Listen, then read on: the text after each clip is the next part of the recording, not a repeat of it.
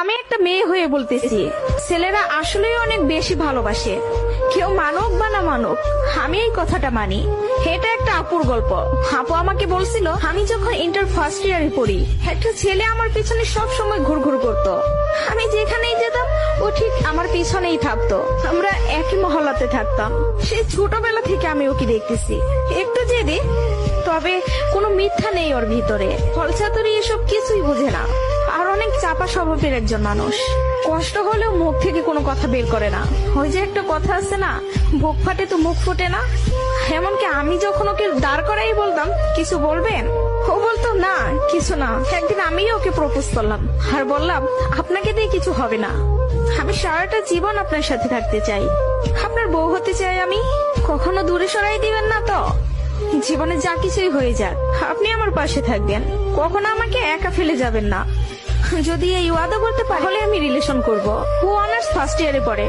ও বলল, জীবনে যা কিছুই হয়ে যাক, আমি তোমাকে কখনো ছাড়বো না। আমাদের সম্পর্কের বয়সটা যখন 2 বছর, তখন আমার বাসায় বিয়ের প্রেসার দেওয়া শুরু হয়ে গেল। ফ্যামিলি দেখে ছেলে খুঁজতেছে, সরকারি চাকরিওয়ালা, বিসিএস ক্যাডার। এসবের মধ্যে আমি ওর কথা বলতে ভয় পেতাম, কারণ ও এখনো পড়ালেখা করতেছে। চাকরি তো দূরের কথা, চাকরি পাইতে তো অনেক সময় লাগবে, কিন্তু আমার ফ্যামিলি তো আমাকে সময় দিবে না।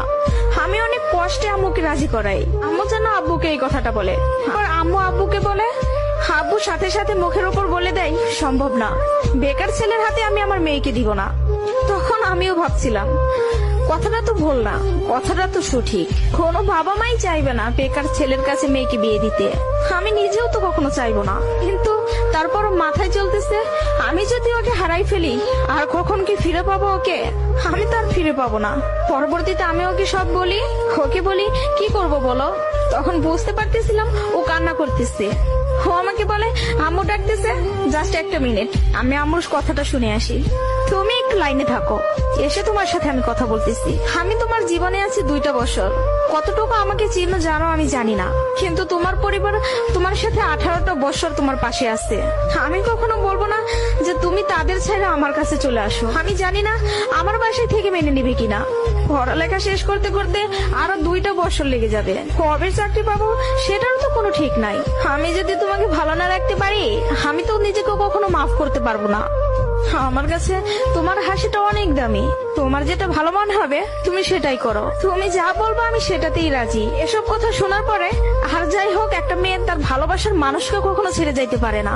আমি তখন একটা জিনিসই ভাবতেছিলাম, জীবনটা তো ছোট, আর আমি আমার এই ভালোবাসার মানুষটাকে হারাই ফেললে আমি নিজেই সারা জীবন আফসোস করব। এরকম কোন ছেলে আর আমাকে ভালোবাসতে পারবে না, আমি ওকে ছাড়তে পারবো না। আমি বাসায় আবারও বুঝাই, তারা বুঝে না। তারপর আমি বাসা থেকে বের হয়ে যাই। বাসা থেকে বের হয়ে ওকে ফোন দেই আর বলি, আমাকে নিয়ে যাও। ও তাড়াহুড়া করে বাড়ি থেকে চলে আসলো। আমি বললাম, আমি তোমাকে বিয়ে করব। ও আমাকে, তুমি যা বলবো আমি তাতেই রাজি আছি, তবে একটা কথা, আমার সাথে থেকে যদি করবো।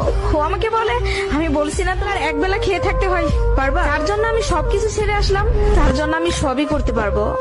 বিয়ের পর ওর বাসায় থেকে ফোন দেয়, বলে বাসায় আয়। তারপর ওর বাসায় থেকে মেনে নিল। তার কিছুদিন পর আমার বাসায় থেকেও মেনে নিল।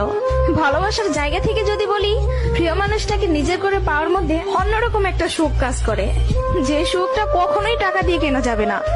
আর যদি বলি প্রিয় মানুষটার কথা, আমি ভুল মানুষকে ভালোবাসি নাই, আমার মানুষটা সঠিক ছিল। সেই মানুষটা আমাকে বিন্দু পরিমাণে কষ্ট দেয় নাই। আমি সবসময় একটা কথা বলি, ভালোবাসা সুন্দর যদি মানুষটা সঠিক হয়। প্রিয় মানুষটা যখন নিজের হয়ে যায়, তখন এতটা শান্তি অনুভব হয়, তা হয়তো বলে বোঝানো যাবে না। সুখে থাকতে, ভালো থাকতে টাকা পয়সার আমূল প্রয়োজন পড়ে না, যদি ভালোবাসার মানুষটা পাশে থাকে।